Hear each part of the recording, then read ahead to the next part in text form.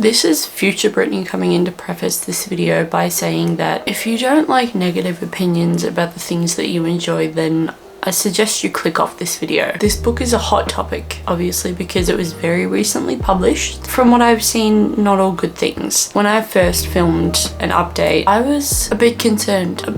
A bit is probably an understatement. I was very concerned with how the book was going to go. Towards the end, I was pleasantly surprised, I won't lie to you, but I do have a lot of gripes with this book. So I'm going to throw it back to past me, and I stand by all of the comments that I made, but I just need you to have this preamble before you see that clip. Breaking jaws. Just adus. It's been a hot minute since I actually recorded anything. I think the last videos that I recorded were for my failed 12 days of Bookmas, Christmas, Vlogmas, whatever you would like to call it. So what is happening? What has been happening? I got another bookshelf, incredible. I started therapy again, incredible. I am working towards buying a house this year, fun. I think that's about it. Oh my god, and I'm going to Japan in April, and I have made it my entire personality, obviously not on this channel or on my Instagram, my bookish Instagram even, but personally I have made it my life mission to be insufferable to my partner about Japan. I'm now 27. In terms of book updates, my partner got me this for my birthday. It's Junji Ito's Cat Diary, and it's just the story of him and his like fiance and their cats, and it's such an interesting, like, it's just such an interesting concept with obviously how, if you don't know, Junji Ito is a horror manga guy. Illustrator? I'm uncertain. Yeah, it's just everyday Junji Ito, but made into horror. And I really like it. To be loved is to be seen. I bought the book Cruel is the Light. I'm slowly making my way through that. I bought The Vegetarian by Han Kang. I've been slowly reading Apprentice to the Villain and Map of the Otherlands. I have also been reading Onyx Storm, and that is primarily what this vlog will be about, even though I am up to page 335, so I'm a sizable way through. My thoughts on Onyx Storm so far, I want to preface this by saying that I'm not in the business of reading books purely because I want to shit on them. It's not my fault that they are books to be shat on. So if you don't really want to hear my genuine thoughts and opinions, I would probably just click off of the video, because I'm not going to be dishonest. If you've been around for a little while, you know my thoughts on Iron Flame. They were not good thoughts. I thought Iron Flame was Iron Dookie. Flame Dookie, if you will. This is not getting any better. We spent the first 300 pages in the same, scenario of sort of roles reversed with Violet and Xaden, and they're arguing and what they're arguing about. Stupid things are brought in to keep them apart because obviously that needed to happen. I don't really know. Riddick is probably my favorite character in this book so far. He is not Violet, nor is he Xaden, and that's, what we read these for. It's 300 pages of so much, yet nothing at all. I don't even want to say so much. It's just a lot of nothing at all. It's only in the last, probably since 300 pages, it's gotten a bit spicy. Things have happened. Obviously, a huge complaint of Iron Flame was that it was just all of this stupid arguing between Violet and Xaden, and that is essentially, she tries to brush it off in this book with a one-sentence line from Riddick being like, oh, I'm so secretive, but you're attracted to my secretive nature, but like, you can't be secretive. It was the stupidest way to try and take the feedback that you were given and improve on it. You didn't improve on it, you just did a Sally Rooney. The way that was handled was stupid. I don't even think it should have been in there because it was such a valid and large complaint from people who read Iron Flame. For you to then try and just brush it off is insane to me. It's just a lot of Xaden and Violet trying to keep each other apart or trying to stay apart, because obviously how Iron Flame ends, this book is shitting me up the wall a little bit. I really wanted to enjoy it. I've been reading this alongside Stephanie, which I'll put her channel here, and we've had a lot of the same complaints of 1 minute we're like, oh my god, it's slowly like not redeeming itself, but we're getting to a good part, and then just the darndest thing happens and we're like, what the fuck, what do you mean? I think realistically, looking back on it, I would give Iron Flame a 1 star. I don't know what I have it at the moment, and I think this would be maybe a 2 star. Obviously I still have a little bit to go, like 200-ish pages to go, and there are some bits that I've tabbed, but that's just for nostalgia purposes of him calling her violence and things like that. But it's feeling like a lot of build up for nothing. But I can't pretend like this is changing my life and changing the way that I'm viewing the series, because it's like a midnight release party everywhere in the world for this. Really?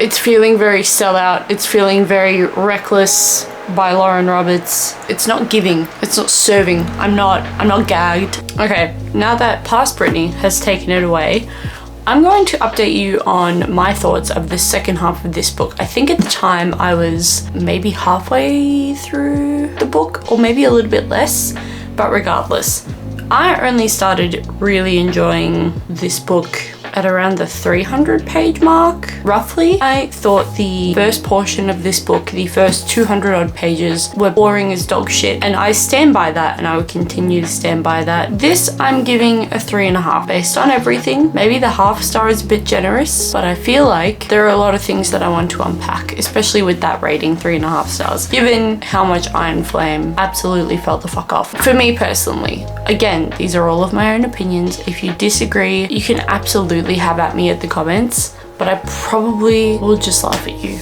because these are just books. It's not that deep, and everyone has differing opinions, and that is a-okay. Now, my opinion of this book, as I've said, the first portion of this book, boring. Nothing was happening. I was getting really sick and tired of Violet and Xaden just, oh, I want to kiss. No, we can't. You know, like, it was the exact opposite of what was happening in Iron Flame, which was just them arguing. Whereas in this one, it was this constant tease of them doing the hanky-panky. Just do it! It was incessant. It was like every third page they were just going at each other, and I was like, what? Okay, sure.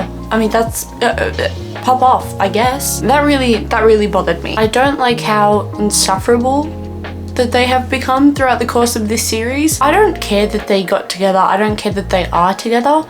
But I need something more than just the premises for their arguments, because they are horrible reasons. They don't make sense. A lot of things in this book actually don't make sense. One of my main gripes, and I don't know if anyone else picked up on this or if I'm just looking too deep into it, but tell me how they've spent all of these years being okay to stand by, you know, the kids that were part of the, or, you know, the kids that came from the parents' resistance, blah, blah, blah, blah, blah, the rebels, all that sort of stuff. And then all of a sudden they're so hateful towards the same people. It's almost like race wars between flyers and riders, and it just doesn't, the anger does not feel proportionate to how they've been behaving the entire time. Why is everyone being segregated and acting like this is, I just don't get it. When you've spent so many years being okay with making them learn things and making them do this and making them do that and having them be a part of the school, and then a real threat comes, you listen to Violet even though you don't believe her. They essentially saved the school, and now they're being treated like the ultimate villains.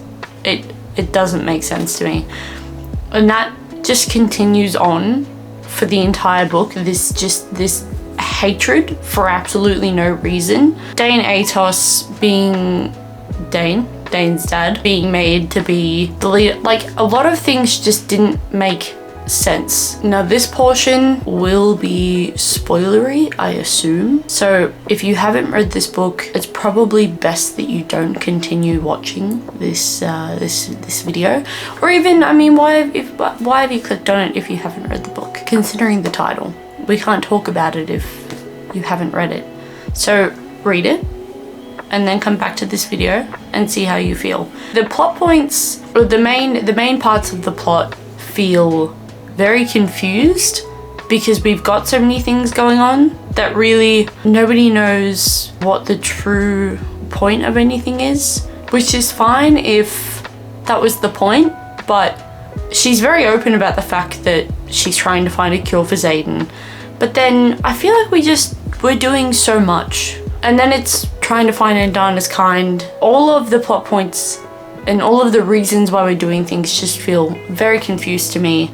Maybe I'm just brain dead, but it just didn't make sense sometimes. We would do all these things and it was, oh, it's to find Andana's kind, but then it was, oh, you know, well, there's always Xaden's cure in the back of my mind. Act like it. You're not making any sense whatsoever. And then not only that, we're gonna jump ahead to the Xaden being Venom part, okay? Now, the very end of this book, it is obvious throughout the book that Sigale is pissed off at Xaden for what he is. They refer to him as the Dark One. Tan and Sigale, these two specific dragons, are like, fuck that guy.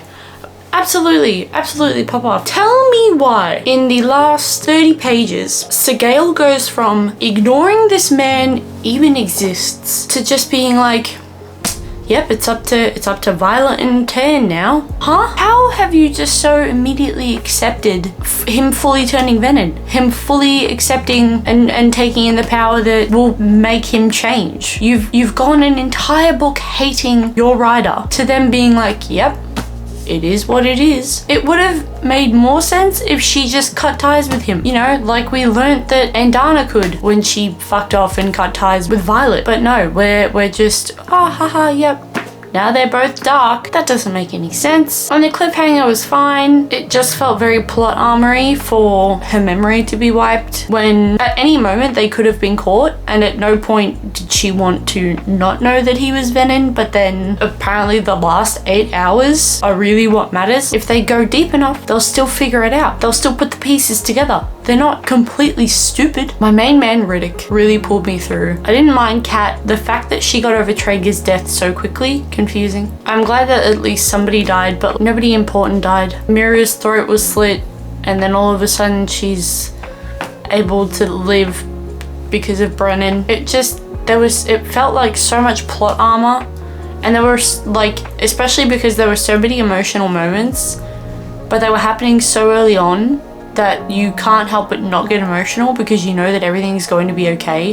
They're obviously not going to kill Tan 100 pages in, you know, when he's falling off of a rock face or a cliff face or whatever it was. I think this is the same argument that I have with Violet and Xaden being so, oh, we can't do anything, blah, blah, blah, blah. But it was like every third page, they were like up against each other and a wall. And then the same thing with the emotional. There were so many moments where you're like, oh my God, something bad's gonna happen. And of course it doesn't. And then the one person who does die is hardly important whatsoever. Oh, except for Quinn dying. Quinn dying really got me in the feels. This is actually all to say, the last portion of this book had me sobbing, and it's not even an exaggeration. I was listening to it audibly, so I sort of was like half reading and listening to it. I was crying in my office. I was crying in my work office listening to the end of this book because I just wasn't prepared. But Quinn dying, that was emotional. There was nothing happening in the first portion of this book, and then everything was happening in the second portion of the book. We could have stretched it out a little bit. And also the fact that we just didn't get any insight into the end of what happened in Iron Flame, and it was just a time skip. That really bothered me. I feel like we could have done something really well at least in the beginning, a flashback or something, just to see how we've gone from being this couple that argues every 2 seconds